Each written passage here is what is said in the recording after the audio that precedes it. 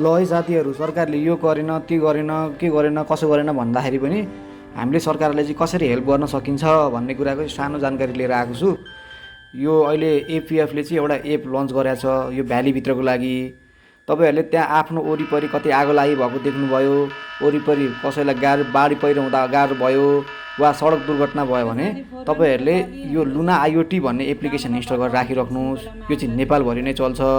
तपाईँहरूले आपतकालीन अवस्थामा त्यो लुना आइओटीभित्र एसओएस भन्ने बटन छ, त्यो एसओएस भन्ने बटनलाई क्लिक गरिदिनु भयो भने तपाईँको सेवाहरू त्यहाँ धेरै खालको आपतकालीन सेवाहरू छ, जस्तै बाढी पहिरो छ, आगो लागि छ, सडक दुर्घटना छ होइन। तपाईँहरूले त्यो क्लिक गर्न साथ सहस्त्रलाई अलर्ट जान्छ। तपाईँले मेरो नाम यो, मेरो लोकेसन यो, फलान ठाउँ, यताउता दायाँ बायाँ केही भन्नु पर्दैन। तपाईँहरूले क्लिक गरेको भरमा एपिएफको 20 नम्बर गढ सिनामङ्गलमा अलर्ट जान्छ। तपाईँको नाम, तपाईँको लोकेसन, कुन ठाउँबाट पठाउनु भएको के हो भनेर तपाईँलाई तुरुन्त रेस्पोन्स आउँछ। रेस्पोन्स आइसकेपछि तपाईँको रेस्पोन्स आएको 1 देखि 2 मिनटभित्रमा त्यो रेस्क्यु टिम चाहिँ तपाईँको आपतकालीनको प्रकृति हेरेर त्यस गढबाट चाहिँ निस्किन्छ है।